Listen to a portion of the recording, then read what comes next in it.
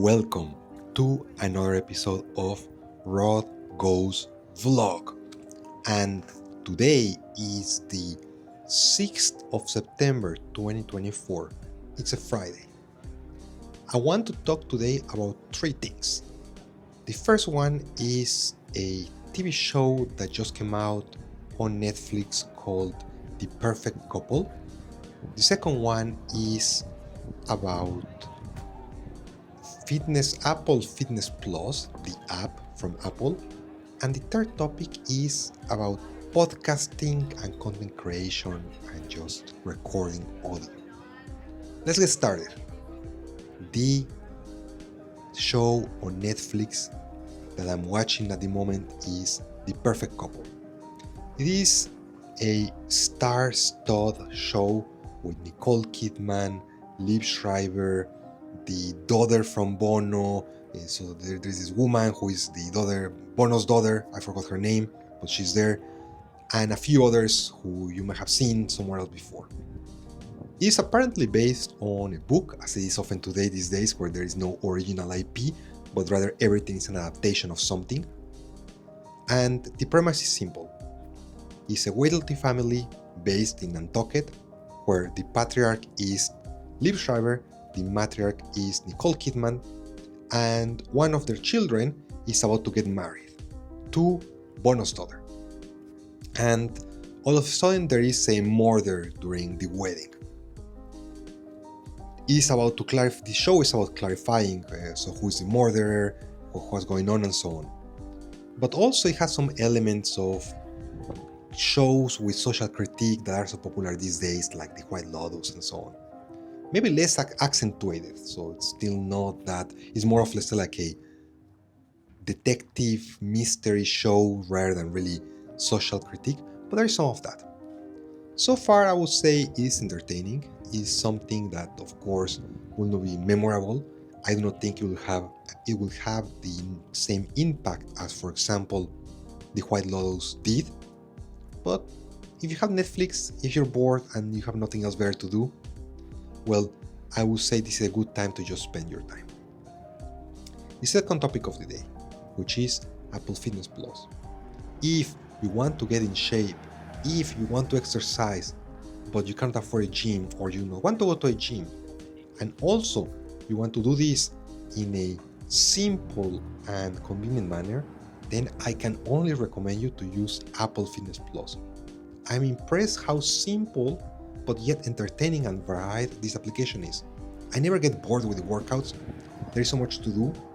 I would have never thought that doing Pilates will be so challenging and will feel so good. And overall, I'm very satisfied with this app. I do different sessions, I do different programs. Normally I do like 8 weeks programs where I combine different things. Sometimes it's more like a HIIT workout, so like high intensity training. It gets very sweaty. Other times it's more about strength, or for example, Pilates, yoga. There's also even meditation. So this helps you be more, let's say, like wholesome, where you can, of course, train and build muscle, get strength, but also try to cool down and calm down by meditating. There are other apps, of course. There are so many of them that can help you get in shape, that can help you work out, and so on. I've used many of them over the years. But what I like about Apple Fitness Plus is, of course, the fact that it's backed by Apple, is developed by them, makes that one, they have pretty much an unlimited amount of content. Meaning, every week there are new workouts with different trainers. Not only that, but also they combine music. So every workout has a unique playlist.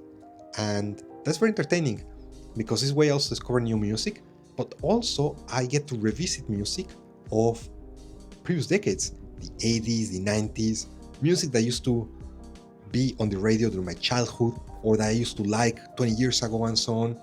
It's all there. And this adds an extra to the experience of working with that, of using the app. And of course, it's the fact of the workouts are just effective. They get you tired, they really exercise your whole body and so on. So you have been considering, how can I get in shape? What can I do to work out and so on? I do not know what to do. And on top, Maybe I'm not an expert, maybe I'm not just that advanced, maybe I just want to get moving or something.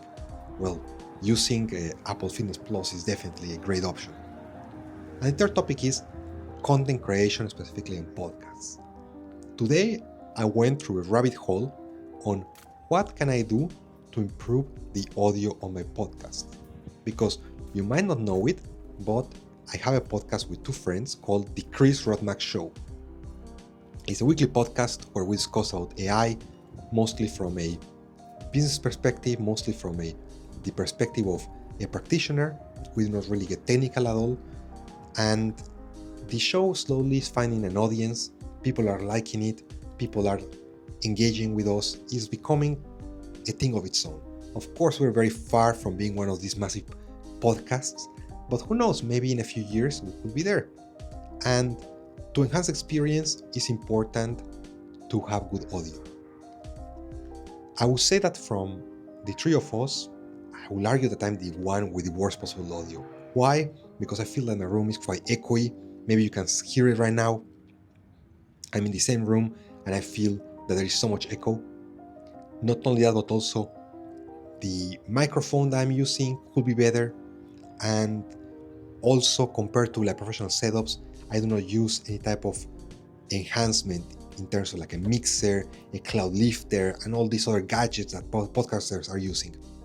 So I was just reading, what can I do in order to improve it? And there is so much, not only in terms of equipment, but also how you can improve, sound treat your room. And there is everything for every budget. You can get really, really advanced and spend really a lot of money in doing that. Just funnily, today I was watching the studio of a professional podcaster, one of those who gets millions of downloads every month, and he built a dedicated studio in his garden. It costs hundreds of thousands of dollars, but the studio is pretty much like a bunker, because no sound comes in, no sound comes out, it has no windows, it has no air vents. I would feel claustrophobia there, and I'm not so sure if this is that safe to be in what is pretty much a concealed cage, so that even the door is so heavy because it will not let sound come in or come out. But this is just a simple example of what people do in order to get the best possible quality for their audio. What can I do in my case? Well, in my case, probably the very first thing that I could do is to hang some blankets, to put something on the walls such that the sound, my voice does not bounce so from wall to wall. This could be like something. There is also, for example, like panels that they sell, so like standing panels. It's like a wall pretty much they can put in front of you, and through this, basically your voice, it hits this panel and the panel absorbs it. So this way it's not bouncing all over the room. And then there's the part of equipment where I've been looking at different options such as microphones, consoles, this, that. There is so many things that can be done. I suspect that at some point, sooner or later, I will need a dedicated YouTube room, a dedicated recording room, because it's starting to get a bit more professional, and I need to do and to have a dedicated space. But the challenge is that in the current place where I live, I'm quite limited on things like that. But we'll see down the line. Probably the very, very first thing to do is just hanging some blankets here and there. Maybe you have seen these very old houses where grandparents live with carpets hanging and so on. When I was living in Russia, that was very, very common. People having carpets hanging on their walls, and not only this helps to make the room warmer, but of course this helps improve the audio. And if you're also looking to improve your audio, and in my case this is not necessary because I already have it, is just put a carpet on the floor. Never record audio on a hard floor. This only makes things worse. But that's it for today. 3 things. The Perfect Couple, new TV show on Netflix, is entertaining but not something that will blow your mind. Then the topic of how we can get our sound better, how we can improve the content that we create, be on a call or on a podcast. And then the third one is how to stay in shape with Apple Fitness Plus. Are you doing any of that? Are you exercising with Apple Fitness Plus? Are you doing something to get better sound quality in your room? either to listen to music or to record your podcast or just to have better Zoom calls? And what about TV shows? What are you watching lately? If you have any cool recommendations, then leave it on the comments. And as usual, remember to like, subscribe, all that, and see you tomorrow for another show, another episode of Rod Goes Vlog. Until next time.